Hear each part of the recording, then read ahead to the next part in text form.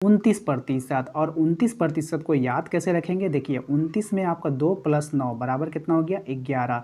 यानी जंगल में ठहरो नहीं, 9 2 11 हो जाओ। जंगल में ठहरो नहीं, 9 2 11 हो जाओ। क्यों? क्योंकि वहाँ खतरा है। जंगल में ठहरो नहीं, वहाँ से क्या हो जाओ? 9 2 11 हो जाओ, यानी कि भाग जाओ। कहावत सुने हो ना, 9 2 11 होना, भाग जाना। तो झारखंड में कितने प्रतिशत भूमि पर वन फैला है? तो 29% भूमि पर वन फैला हुआ है। स्वागत है आपका अपने YouTube चैनल जैकपुर पे। तो आज के इस वीडियोस में हम लोग क्लास 8 का भूगोल डिस्कस करेंगे और इसका हम लोग सेट 2 करेंगे और लेसन चैप्टर 2 का करेंगे। ठीक है, तो सभी इंपॉर्टेंट सवाल को देखेंगे जो आपके एग्ज़ाम में पूछे जाने योग्य होंगे और सभी सवालों को इसी वीडियोस में समझेंगे अच्छे से और याद करने का प्रयास करेंगे। तो वीडियो काफ़ी इंपॉर्टेंट है, शुरू से लेकर अंत तक आपको बने रहना है। यदि आप हमारे चैनल पर पहली बार आए हैं तो चैनल को सब्सक्राइब कर लीजिएगा, घंटी के बेल आइकन को दबा दीजिएगा अगली वीडियो के नोटिफिकेशन को पाने के लिए। तो चलिए, अभी तक यदि आप लोगों ने हमारे व्हाट्सएप ग्रुप को और टेलीग्राम ग्रुप को ज्वाइन नहीं किया है तो वीडियो के डिस्क्रिप्शन में उसका लिंक दे दिया गया है, जल्दी से जाकर उसे ज्वाइन कर लें। काफ़ी सारे बच्चे जुड़े हुए हैं और इसका लाभ उठा रहे हैं, तो आप भी इसका लाभ ज़रूर उठाएं। अब देखिए, हमारा पहला सवाल आपसे पूछा गया है कि निम्नलिखित में से कौन सा कारक मृदा के निर्माण का नहीं है? मृदा के निर्माण से मतलब होता है बच्चों की मृदा को बनाना, यानी बनना। अब बताइए, समय मृदा के निर्माण होने में समय लगता है ना, करोड़ों वर्ष लग जाता है, लाखों वर्ष लग जाता है मृदा के निर्माण में, तो समय तो होगा। जैव पदार्थ तो बनता है पत्थर से, पत्थर घिस करके। ये क्या होता है? मिट्टी उट्टी बनता है, या फिर बहुत सारे जीव मर जाते हैं, सड़ गल जाते हैं, पत्ते सड़ गल जाते हैं, तो क्या मृदा का निर्माण करते हैं, तो जैव पदार्थ भी शामिल होगा। मृदा का गठन बच्चों, इसका आंसर इसलिए कि देखिए मृदा अभी तो बना भी नहीं है और ये मृदा का गठन कर दिया, तो ये नहीं होगा, इसलिए आंसर इसका हो जाएगा ऑप्शन नंबर बी। अगला सवाल आपसे पूछा है कि निम्नलिखित में से कौन सा प्राकृतिक के संरक्षण के अनुकूल नहीं है? यानी प्राकृतिक के संरक्षण के बारे इसमें नहीं आता है। बल्ब बंद कर देना जब चाहिए जब आवश्यकता ना हो, तो ये तो बिल्कुल अनुकूल है। ठीक है, यहाँ पे पूछा अनुकूल नहीं है। नल का उपयोग के बारे में तुरंत उपयोग करके तुरंत बंद कर देना, ये भी अनुकूल है। खरीदारी के पश्चात पॉलीपैक को नष्ट कर देना, ये अनुकूल नहीं है। तो ऑप्शन नंबर सी इसका सही जवाब है। अगला सवाल आपसे पूछा गया है कि निम्नलिखित में से कौन सी विधि तीव्र ढालों पर मृदा अपरदन को रोकने के लिए सर्वाधिक उपयुक्त होती है? ठीक है, रक्षक मेखला, मल्चिंग या समुच्च रेखीय जुताई। समुच्च रेखीय जुताई, देखिए क्या होता है, निम्नलिखित में से कौन सी विधि तीव्र ढालों पर मृदा अपरदन को रोकने के लिए सर्वाधिक उपयुक्त होती है? देखिए इस तरह से ढलान, कभी कभी मैदानी ढलान भाग होता है, यानी कि ढालू होता है, तो वहाँ पे हम लोग रेखीय जुताई करते हैं खेत का। तो इससे क्या होता है, मृदा के अपरदन को रोकने में काफ़ी लाभ होती है। यहाँ से मिट्टी आती है, यहाँ फंसती है, यहाँ से थोड़ा ससरी तो यहाँ फंसी, यहाँ से थोड़ा ससरी तो यहाँ फंसी, इस तरह से जो है मृदा का जो है अपरदन रुक जाता है ना, तो इसलिए इसका ऑप्शन नंबर सी आंसर हो जाएगा। उसके बाद है हमारा बेतला राष्ट्रीय उद्यान, झारखंड का एकमात्र राष्ट्रीय उद्यान है, किस जिले में है? तो ये जो है आपका लातेहार जिले में है, याद रखिएगा, बेतला लातेहार। अब देखिए यहाँ पे बेतला में आपका बेतला है ना, बेतला, ला आ गया लास्ट में, तो ला ता, लात लात लात लात से आपको लातेहार याद रखना है, यानी इसी नाम में आपका ये नाम छिपा है। ठीक है, इसी नाम में आपका आंसर का नाम छिपा है। बेतला में उल्टा अगर पढ़ेंगे तो लात आएगा, तो लातेहार आपको ऑप्शन में पकड़ा जाएगा। ठीक है, अगला सवाल है हमारा शंकुधारी वन। शंकुधारी वन की लकड़ियाँ होती है, कैसी होती है? कठोर होती है और मुलायम भी होती है। शंकुधारी, तो शंकुधारी देखिए, शंकु इस तरह का होता है ना, शंकु क्या होता है? इस तरह का होता है। आप कोई भी चीज़ शंकु वाला चीज़ देखिएगा ना, तो इसका जो नोक होता है वो काफ़ी कठोर होता है ताकि वो टूटे ना। तो शंकुधारी जो होता है वो कठोर भी होगा और अंदर से क्या होगा? मुलायम भी होगा। ठीक है, अगला सवाल है हमारा, झारखंड में कितनी प्रतिशत भूमि कृषि योग्य है? तो झारखंड में कितनी प्रतिशत भूमि? तो 23% भूमि जो है वो कृषि के योग्य है। झारखंड में 23% भूमि जो है वो कृषि के योग्य है। तो इसको अगर मान लीजिए आपका एग्जाम में आ गया क्वेश्चन, तो आप कैसे याद रखेंगे? देखिए कृषि करना है तो आपको पूरी मेहनत से काम करनी होगी और पूरा हाथ का इस्तेमाल करना होगा। हाथ में कितनी उंगलियां होती हैं? 5 उंगलियां होती हैं। हाथ में कितनी उंगलियां होती हैं? 5 उंगलियां होती हैं। तो 5 उंगलियों का इस्तेमाल करना होगा। 23% है ना, तो 2 + 3, 3 2 5 कर दीजिएगा। ठीक है, यानी इससे आप पकड़ लीजिएगा। अब देखिए यहाँ पे 7 3 10 हो जाएगा, 8 2 10 हो जाएगा, 8 1 9 हो जाएगा, यहाँ पे 3 2 5 हो जाएगा। 5 से क्या बना? पंजा, पंजा से क्या होता है? हाथ, और हाथ से ही हम लोग क्या करते हैं? कृषि करते हैं। ठीक है, अगला सवाल है हमारा, झारखंड में कितने प्रतिशत भूमि पर वन फैला हुआ है। तो झारखंड में कितने प्रतिशत भूमि पर वन फैला है, तो ये आपका है 29%।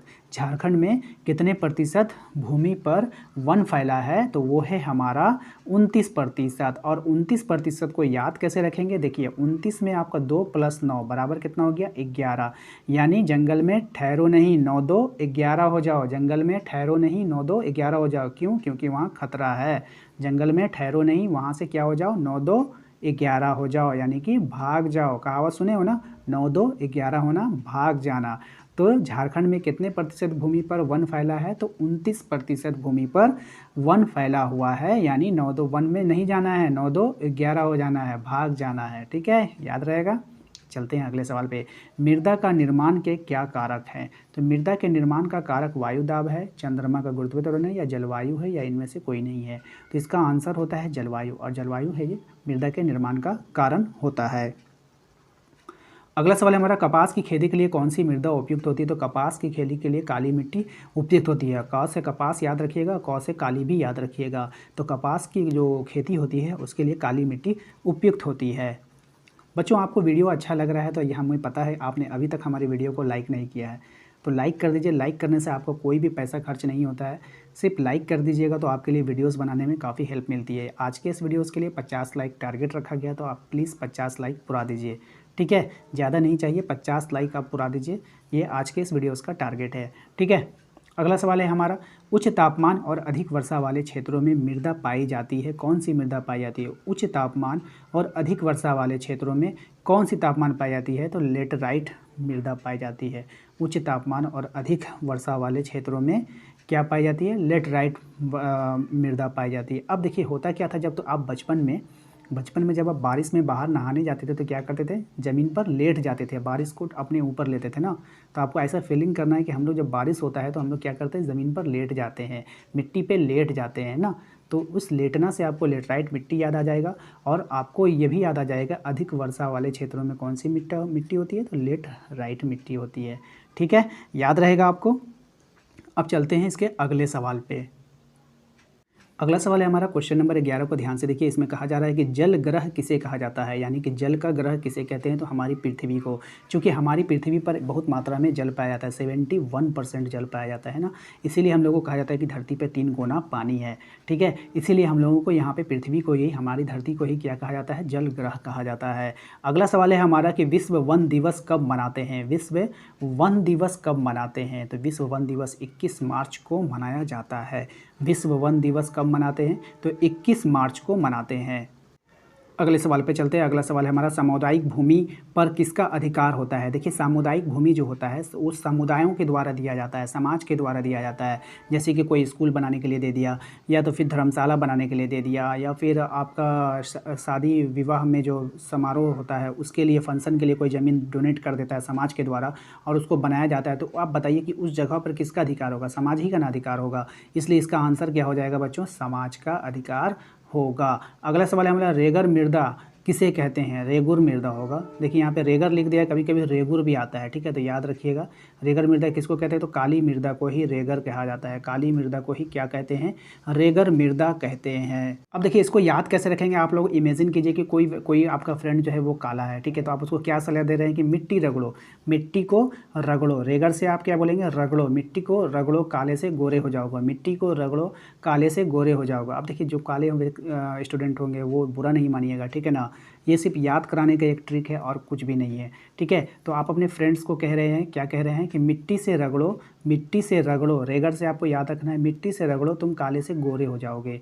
तो काली मिट्टी और रेगर, रेगर से रगड़ना, तो आपको याद आ जाएगा रेगर मृदा कहाँ पाई जाती है, तो काली मिट्टी में।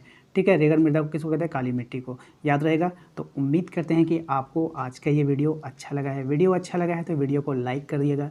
चैनल पे यदि पहली बार आए थे तो चैनल को सब्सक्राइब कर दीजिएगा, घंटी के बेल आइकन को दबा दीजिएगा अगली वीडियो के नोटिफिकेशन को पाने के लिए।